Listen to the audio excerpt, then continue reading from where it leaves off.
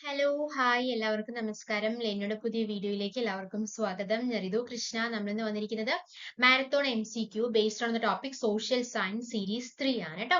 അപ്പൊ സീരീസ് 1 എവിടെ 2 എവിടെയെന്ന് ചോദിക്കുന്നവർക്ക് നമ്മുടെ ചാനലിൽ തന്നെ അത് അപ്ലോഡ് ചെയ്തിട്ടുണ്ട്. നമ്മുടെ ചാനലിൽ ഇത് അവൈലബിൾ ആണ്. ഈ കൂടുതൽ ഡീറ്റെയിൽസ് നിങ്ങൾക്ക് അറിയണമെങ്കിൽ ലെനിനോട് ആപ്പ് ഡൗൺലോഡ് ചെയ്താൽ മതി കേട്ടോ. സോ നമുക്ക് ക്വസ്റ്റ്യൻസിലേക്ക് കിടക്കാം. ആദ്യത്തെ ചോദ്യം, കേരള നവോത്ഥാനത്തിന്റെ പിതാവ് ആര് എന്നുള്ളതാണ്. അപ്പൊ ഇതൊക്കെ നമുക്ക് അറിയുന്ന കാര്യങ്ങൾ തന്നെയായിരിക്കും അല്ലെ. അപ്പൊ ആദ്യം നമുക്ക് വളരെ ബേസിക് ആയിട്ട് സ്റ്റാർട്ട് ചെയ്യാം എന്ന് വെച്ചിട്ട് തന്നെയാണ് എളുപ്പമുള്ള ക്വസ്റ്റ്യൻസ് ഇട്ടിരിക്കുന്നത് കേട്ടോ. അപ്പൊ ആദ്യത്തെ Chattampi Swamikal, option B Sree Narayana Guru, option C Ayyankali, option D doctor Palpu. ആരാണെന്ന് പ്രത്യേകിച്ച് പറയേണ്ട ആവശ്യമില്ല അല്ലെ. The right answer is option B Sree Narayana Guru. അപ്പൊ പ്രധാന സംഭാവനകൾ ഏതൊക്കെയാണെന്ന് ചോദിച്ചു കഴിഞ്ഞാൽ അരുവി പ്രതിഷ്ഠ, അദ്ദേഹം അരുവി പ്രതിഷ്ഠ നടത്തിയ വർഷം ചോദിക്കാറുണ്ട്. 1888 SNDP യോഗം സ്ഥാപിച്ചത് 1903 അല്ല. അപ്പൊ അദ്ദേഹത്തിന്റെ ഏറ്റവും ഫേമസ് ആയിട്ടുള്ള സന്ദേശമാണ് ഒരു ജാതി ഒരു മതം ഒരു ദൈവം മനുഷ്യൻ എന്ന സന്ദേശം നൽകിയത് ആരാണ്? കേരള നവോത്ഥാനത്തിന്റെ പിതാവായിട്ടുള്ള ശ്രീനാരായണ ഗുരുവാണ് അല്ലെ. അദ്ദേഹത്തിന്റെ ഇപ്പോ അരുവി പ്രതിഷ്ഠനെ കുറിച്ച് പറയുകയാണെങ്കിൽ 1888 അരുവിപ്പുറത്ത് ശിവപ്രതിഷ്ഠ നടത്തി കർഷകനും സാമൂഹിക പരിഷ്കർത്താവുമായിട്ടുള്ള ആരാണ്? ശ്രീനാരായണ ഗുരുവാണ് കേട്ടോ. കേരളത്തിലെ സാമൂഹിക നവോത്ഥാന ചരിത്രത്തിലെ ഏറ്റവും പ്രധാനപ്പെട്ട ഏടുകളിൽ ഒന്നായിരുന്നു ഈ അരുവി പ്രതിഷ്ഠ എന്ന് പറയുന്നത്. 1888 ഫെബ്രുവരി ശിവരാത്രി നാളിലാണ് നെയ്യാർ തീരത്തുള്ള അരുവിപ്പുറത്ത് ഗുരു ശിവലിംഗ പ്രതിഷ്ഠ നടത്തിയത്. അപ്പൊ സവർണർക്ക് മാത്രം അവകാശപ്പെട്ടിരുന്ന പ്രതിഷ്ഠാധികാരം ഒരു അവർണൻ നിർവഹിച്ചു എന്നുള്ള ഒരു പശ്ചാത്തലമാണ് അവിടെ കൊടുത്തത്. ഇത് എന്റെ ഈഴവ ശിവനാണ് എന്ന് പ്രഖ്യാപിച്ചുകൊണ്ട് ജാതി ചിന്തകളെ അദ്ദേഹം ചോദ്യം ചെയ്തു. അപ്പൊ കേരളത്തിന്റെ സാമൂഹിക മാറ്റങ്ങൾക്കാണ് അത് അടിത്തറയിട്ടത്. അതുപോലെ തന്നെ ജാതിഭേദം മതഭേഷം ഏതുമില്ലാതെ സർവരും പോകുക മാതൃകാ സ്ഥാനമാണിത് എന്ന സന്ദേശവും ഇവിടെ നൽകി.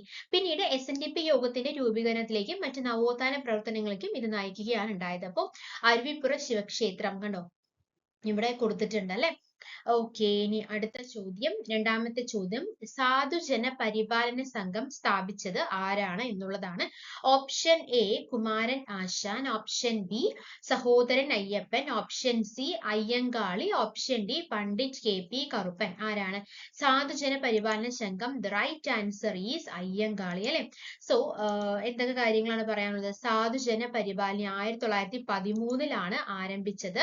ഇതിന്റെ ലക്ഷ്യം എന്ന് പറഞ്ഞത് പാർശ്വവൽക്കരിക്കപ്പെട്ട ജനങ്ങളുടെ അവകാശങ്ങൾ സംരക്ഷിക്കുക എന്നുള്ളതായിരുന്നു ഇതിന്റെ ഒരു ലക്ഷ്യം. സാധുജന പരിപാലന സംഘം എന്നതിന്റെ ഒരു ലക്ഷ്യം എന്ന് പറയുന്നത് അയ്യങ്കാളിയാണ് സ്ഥാപിച്ചത്. ഓക്കെ, അടുത്ത ചോദ്യം, മൂന്നാമത്തെ ചോദ്യം, ഈ ഒരു ചിത്രത്തിൽ ആരാണ് എന്ന് അറിഞ്ഞു കഴിഞ്ഞാൽ നമുക്കറിയാം. ആത്മവിദ്യാസംഘം, ആത്മ ആരാണ്? Brahmananda Sivayogi, Vagbhatanandan, VT Bhattathiripad, option D Mannath Padmanabhan. The right answer is വാഗ്ബടാനന്ദനാണ്. അദ്ദേഹം ജനിച്ചത് 1889 ഓഗസ്റ്റ് 28 കണ്ണൂർ ജില്ലയിലെ പിണറായിലാണ് അദ്ദേഹം ജനിച്ചത്.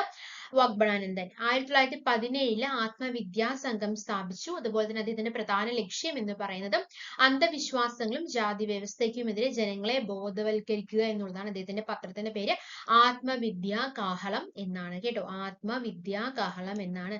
അപ്പൊ ഇവിടെ ചിത്രവും കൊടുത്തിരിക്കുന്നത് കുറച്ചും കൂടി കാര്യങ്ങൾ നിങ്ങൾക്ക് പെട്ടെന്ന് കിട്ടാൻ വേണ്ടിയിട്ടാണ് കേട്ടോ.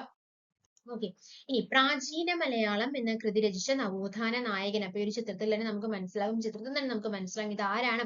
ചട്ടമ്പി സ്വാമികളാണ് അല്ലെ. കേരളത്തിന്റെ സാമൂഹിക നവോത്ഥാന നായകരിൽ ഒരാളും അതുപോലെ തന്നെ ആത്മീയാചാര്യനുമായിരുന്ന ചട്ടമ്പി സ്വാമികളാണ്. ഓക്കെ, ഇനി അടുത്തത് അഞ്ചാമത്തെ ചോദ്യം, വില്ലുവണ്ടി സമരം നയിച്ച സാമൂഹിക പരിഷ്കർത്താവ് ആരാണ് എന്നുള്ളതാണ്. വില്ലുവണ്ടി സമരം അല്ലെ, അത് ആരാണ്? റൈറ്റ് ആൻസർ എന്ന് പറയുന്നത് ഓപ്ഷൻ സി അയ്യങ്കാളിയാണ്. അയ്യങ്കാളിയാണ് വില്ലുവണ്ടി സമരം നയിച്ചത്. പൊതുവഴികളിലൂടെ സഞ്ചരിക്കാനുള്ള അവകാശത്തിനായി നടന്ന സമരമാണ് വില്ലുവണ്ടി സമരം എന്ന് പറയുന്നത്. അടുത്തത് ആറാമത്തെ, അടുക്കളയിൽ നിന്ന് അരങ്ങത്തേക്ക് എന്ന നാടകം രചിച്ചത് ആരാണ്? Option A VT Bhattathiripad, option B Kumaranasan, option C Vagbhatanandan, option D Mannath Padmanabhan. The right answer is option A VT ഭട്ടതിരിപ്പാടാണ് അല്ലെ. അതായത് നമ്പൂതിരി സമുദായത്തിലെ അനാചാരങ്ങൾക്കെതിരെയും സ്ത്രീകളുടെ ഉന്നമനത്തിനും വേണ്ടി രചിക്കപ്പെട്ട നാടകമാണ് അടുക്കളയിൽ നിന്ന് അരങ്ങത്തേക്ക്. മെയിൻ ആയിട്ട് നമ്മൾ ഫോക്കസ് ചെയ്യുന്നത് സ്ത്രീകളുടെ ഉന്നമനത്തിന് വേണ്ടി രചിക്കപ്പെട്ട നാടകം അല്ലെ. അടുക്കളയിൽ നിന്ന് അരങ്ങത്തേക്ക് ആരാണ് എഴുതിയത്? VT ഭട്ടതിരിപ്പാടാണ്. ഓക്കെ, അടുത്തത് 7ാമത്തെ ചോദ്യം. വൈക്കം സത്യാഗ്രഹത്തിന്റെ പ്രധാന ലക്ഷ്യം എന്തായിരുന്നു? ക്ഷേത്ര പ്രവേശനം മാത്രമായിരുന്നോ? ഒരിക്കലും അല്ല അല്ലെ, ക്ഷേത്ര പ്രവേശനം മാത്രമല്ല, ക്ഷേത്രത്തിന് ചുറ്റുമുള്ള പൊതുവഴികളിലൂടെ എല്ലാവർക്കും സഞ്ചരിക്കാനുള്ള അവകാശം. അതാണല്ലോ അല്ലെ, വിദ്യാഭ്യാസ അവകാശവും ഭൂമിയുടെ അവകാശവും വൈക്കം സത്യാഗ്രഹത്തിന്റെ ഭാഗമല്ല. അപ്പൊ right answer is option B ആണ്. ക്ഷേത്രത്തിന് ചുറ്റുമുള്ള പൊതുവഴികളിലൂടെ എല്ലാവർക്കും സഞ്ചരിക്കാനുള്ള അവകാശം. 8ാമത്തെ ചോദ്യം. കേരളത്തിലെ നവോത്ഥാന പ്രസ്ഥാനത്തിന്റെ പ്രധാന ലക്ഷ്യങ്ങളിൽ ഒന്നായിരുന്നു എന്ത്?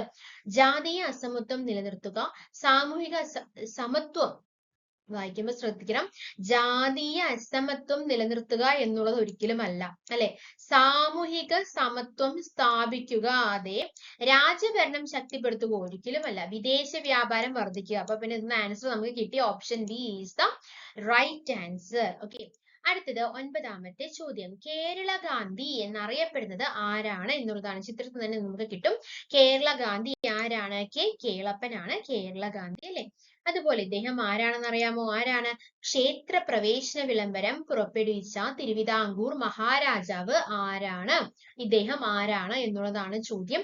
Option A Sree Chithira Thirunal Balarama Varma, option B Shri മൂലം തിരുനാൾ, option C Swathi Thirunal, option D Ayilyam Thirunal. The right answer is option A Sree Chithira Thirunal Balaramavarma. Okay, അപ്പൊ നമ്മൾ 10 ക്വസ്റ്റ്യൻസ് ഡിസ്കസ് ചെയ്ത് എടുത്ത കാര്യങ്ങളെല്ലാം നിങ്ങൾക്ക് വളരെ വ്യക്തമായി മനസ്സിലായി അല്ലെങ്കിൽ ഉപകാരപ്പെട്ടു എന്ന് പ്രതീക്ഷിക്കുന്നു. അങ്ങനെ ഉപകാരപ്പെട്ടുണ്ടെങ്കിൽ നിങ്ങൾ എന്താണ് ചെയ്യേണ്ടത്? നമ്മുടെ ചാനൽ സബ്സ്ക്രൈബ് ചെയ്യുക, സപ്പോർട്ട് ചെയ്യുക. Thank you. Thanks for your time. By.